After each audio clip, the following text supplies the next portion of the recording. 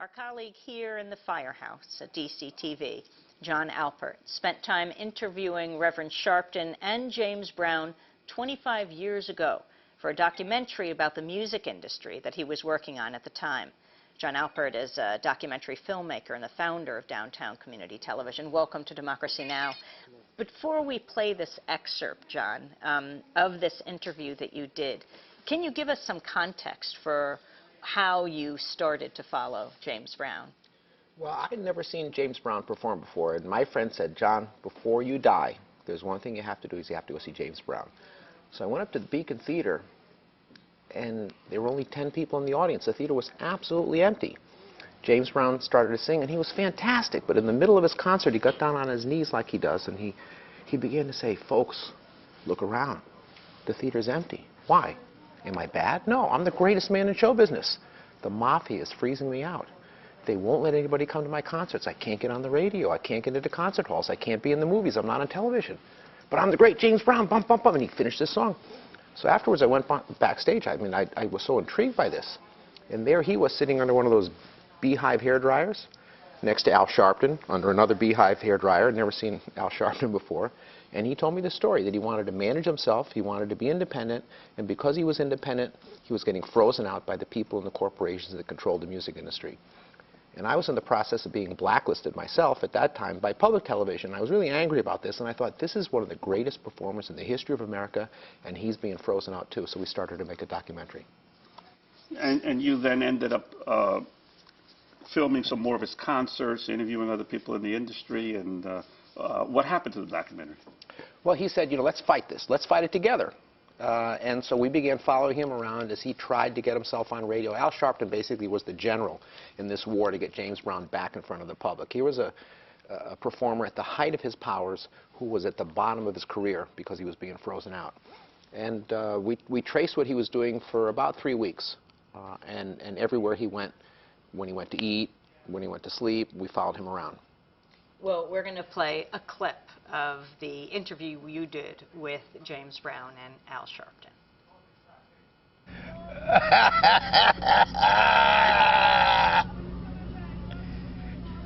Tell him I'll be back to Paulo real soon. We ain't gonna hurt him, brother. It's just like we see in the movies, brother. I love you.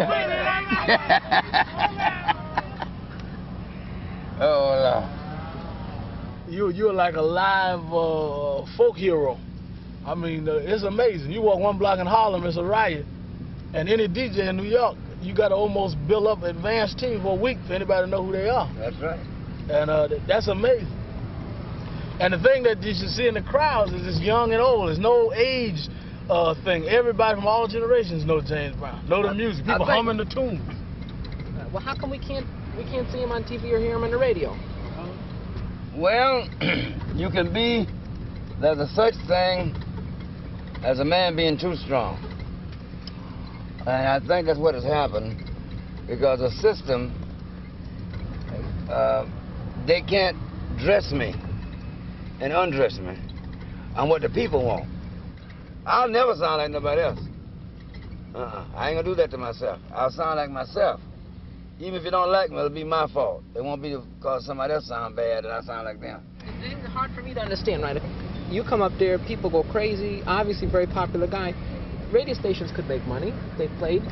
TV stations could make money if they put you on. The record companies, if they promoted. How come they're not playing? The people that got them stations are not the people in the streets that don't know. And what happens is when guys like you start putting this on the tube, the advertisers are going to see who the real people are. See, the people in the streets that have always bought the records are not the people that work in these companies. And a lot of people felt that they just hired people that was black, that they were hiring people that knew, and that's not necessarily true. They hired people that went to college and took up marketing, but didn't take up people. It's different when you know people. No reason for them kids to be out there doing bad when there's some blacks that don't want to do nothing for themselves. Now, they got to all do something for themselves now. I come out of prison as a little junior delinquent, and I've been up doing it ever since, and like every time I get a chance, I'm in the black community, talking to the kids, I'm doing things. We see these black businesses that's successful, and they won't help the blacks, let's put them out of business. Tell us the story. I mean, what happened? And this is something that everybody might be interested in knowing about. You tried to become independent. What happened? The system crushed me. Give me some examples. Well, Number one, I couldn't get into television, couldn't get into movies. The record company were cutting my records and wouldn't promote them, wouldn't even send them out. Why did all the black-owned record companies fold? Why? Because they were forced out by the big ones. Every one. And not just the black-owned ones, all the small.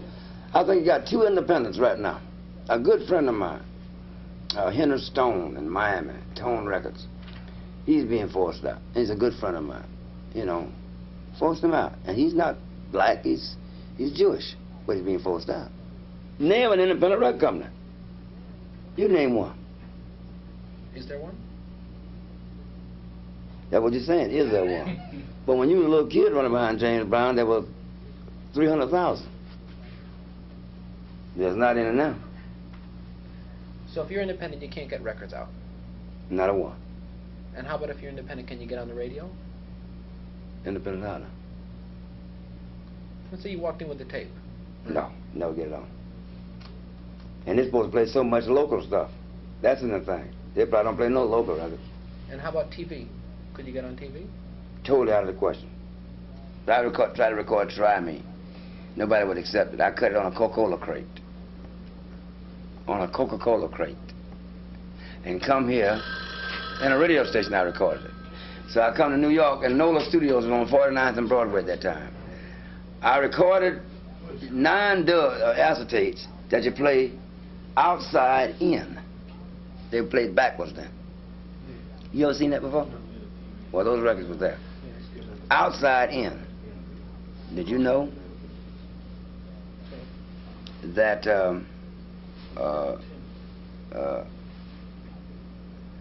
I took these records. The record company wouldn't let me record no records. That King Records said I didn't have nothing else left. So I took the records and took them to radio stations myself. And they played them. And the demand became great.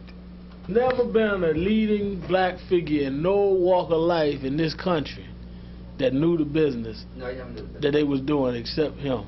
They never let him learn the business. And I learned it because I paid my way. When I made a mistake, I went back the next time, I knew what it was, I didn't do that no more. I'd have 15,000 people in a building, excuse me, sir. Yeah. I'd have 15,000 people in a building. And I say, you know, I could have 20,000 there. And everybody would be happy with that. I'd be happy. But I'm not worried about what I did right. I'm worried about what I didn't do right. And what I could have done. It's about what you can do better. Like, it's not what your country can do for you, but what you can do for your country. The problem with James Brown getting played on a radio station like BLS in New York, we talked the other day getting ready for your South African tour. They said the problem in South Africa is not the whites or the blacks, it's the coloreds. That's the problem in the United States. He's a colored man. It's the colors. He's a colored man. They are ashamed of being black, and James Brown brings it all to the surface. So the only niggas run when the James Brown record's on is niggas that's really ashamed of being black. Because you either got to be black or white when James Brown's singing. You got to be what you are. The only people that can't take a James Brown record is unnatural people. Because they're ashamed of what they are. They're colored. That's right. So and all them niggas over there is ashamed of what they are, so they try to act like they something else, so they try not to play what they really are and hope nobody will notice what they are. And they don't realize the people they're trying to beat like dig what they are in the first place. The struggle right now is the struggle has always been. It's just that now people are telling the truth about it. The struggle is against what's wrong. It's not black or white, like Mr. Brown said. That's right. It's wrong. The struggle is against wrong. Black people get free when we admit that blacks can be a problem too. I mean, it was blacks that sold us to white folk in the first place. Yeah. And until I deal with the seller and the sellee, I'm going to be so cool. If you look at black history, or American history, the last 20 years, you had the Kennedys, you had the Martin Luther Kings, you had James Brown, you had this, you had that. And out of all of that, James Brown's the only thing still here. Yeah. And everybody ought to be, I mean, what does a man have to die before he gets his respect? I mean, it's crazy. If something, God forbid, would happen to James Brown, they'd be selling them at every hot dog stand in New York. And here he is, and they won't play it on WBLS. I mean, so a man almost has to become a martyr to get appreciated in this country. And there's something wrong with the people that build the dead and bury the living. I mean, it's crazy. When are we, as a people, going to recognize that we have a duty to ourselves? You know, when are we going to put our own pants on? You know, when are we going to be the ones to set the example for our kids? I'm not saying the whole race of people don't do it, whether it's black or Latin or Oriental or what. I'm not saying that, but I'm saying, when do we, as black people, which I'm very much aware of, start doing something massively for ourselves? I don't care what people say. I must respect the Jewish people. I must respect the Italian That's the people. model we should emulate. I must the respect, Jewish model. Well, I respect the Jewish people, Especially the Italians. Jewish. I respect the Germans. I respect all them people. I respect anybody that stay where they at. And that's the difference. Then you got to respect the Oriental people, because they really come from behind. See, so I respect these people. James Brown and Reverend Al Sharpton at the Plaza Hotel in New York City being interviewed by Jon Alpert more than a quarter of a century ago. We'll come back in our conversation with Jon Alpert in a minute.